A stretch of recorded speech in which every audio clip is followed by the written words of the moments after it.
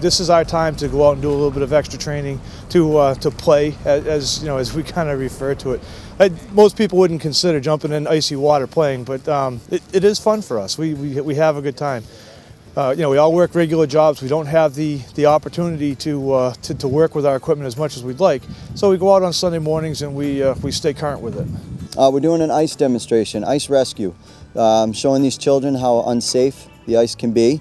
I believe that the Fish and Game is trying to reach out to the community and provide a level of community safety as well. Training is everything to emergency service personnel, be it fire department, EMTs, police officers. Without training, you don't have repetition. Without repetition, you can't be sure what you're doing at all times. We have a memory that is filled up with so much, so if we don't keep doing it all the time, we're going to forget and we're going to come lax, and somebody is going to get hurt. And over time, our training evolves. At one time, we didn't have a good piece of equipment such as the Rescue Alive. We had to put firefighters in more danger than what's necessary. You know, having a tool like this certainly helps us to keep firefighters out of danger. Every month, at least 2-3 times a month, we have trainings. We keep our guys up to date on the new stuff. So there's constantly something new coming out there. I can give you an example like electric cars, completely new training. Try to keep people up to speed. You need to keep doing it over and over. Oh, training is pinnacle.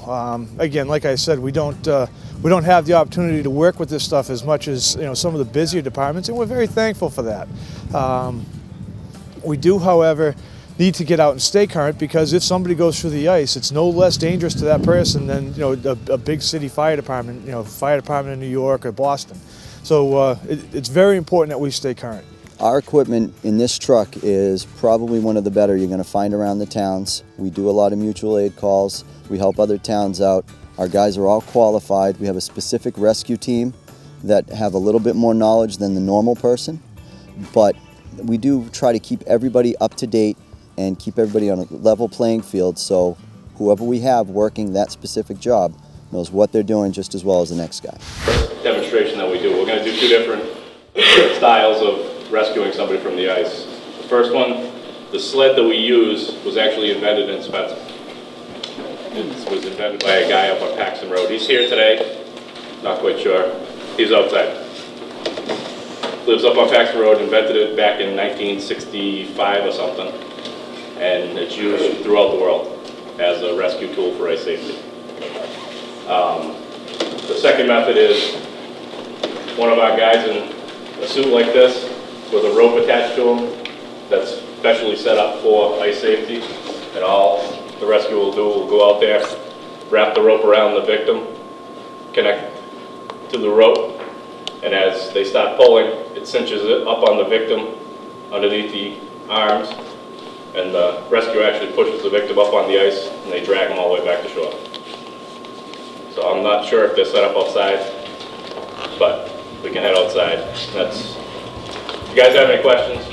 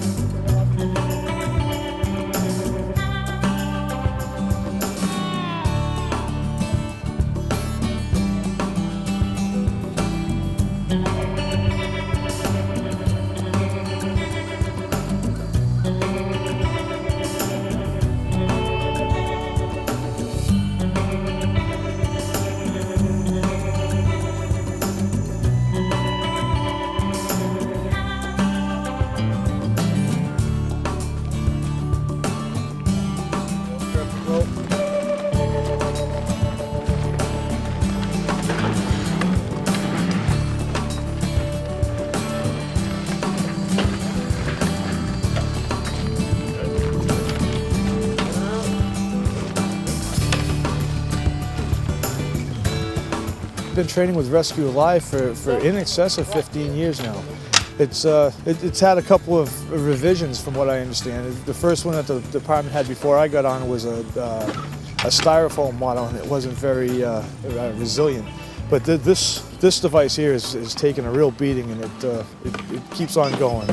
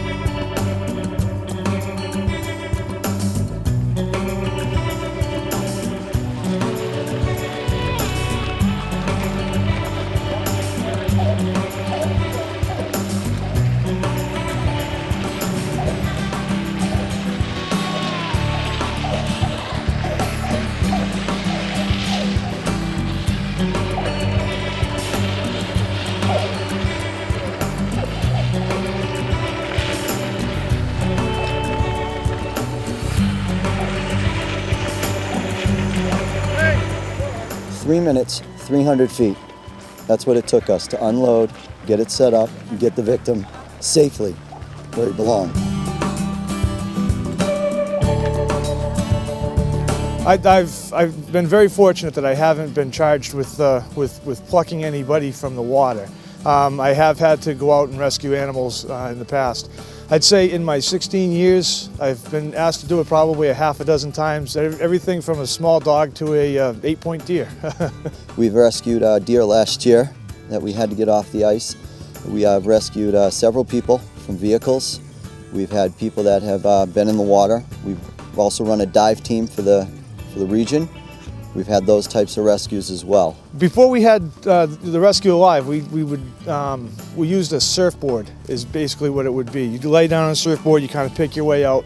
That forces the firefighter to actually get in the water with the victim. It's considered the more risky of all the rescue means that are at our disposal. We use a series of catchphrases that kind of help us, establish an order.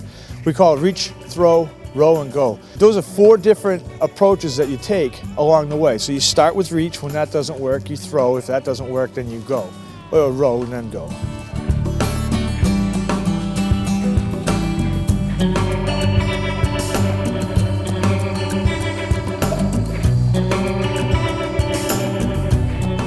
Gumby suit can get tiresome. 300 feet is a long way to go, especially if the ice is broken. You have to stay low, gravity center, on your stomach. We use ice picks to drag ourselves. As you can imagine, that gets kind of exhausting.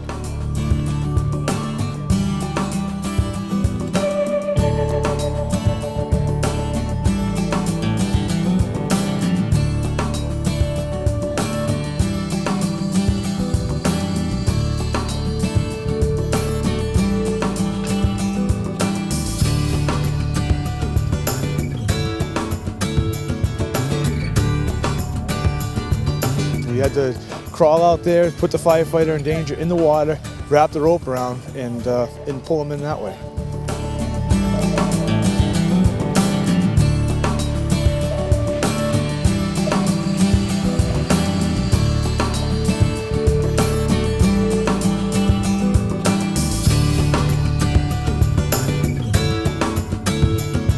I'd like to encourage the residents of Spencer to consider safety when they go out on the ice. You know, we see boards leading up to ice shelves and things like that, and that's an accident waiting to happen. I realize that the ice fishing season and the ice season in New England isn't as long as we'd like it to be.